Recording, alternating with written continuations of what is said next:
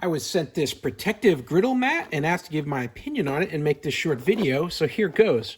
Here's everything you're going to get in the box. This is a 36-inch wide griddle mat, which is going to be very helpful to protect your griddle, and keep it clean.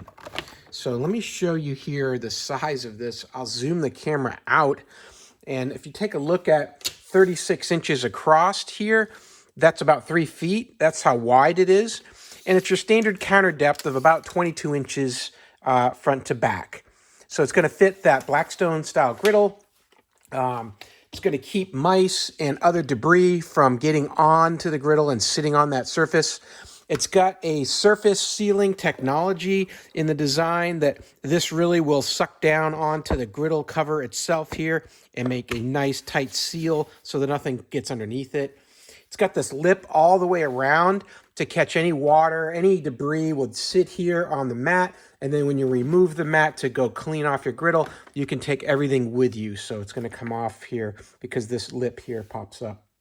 This is a food grade silicone, great for protecting the surface, very thick and durable and easy to wash and clean.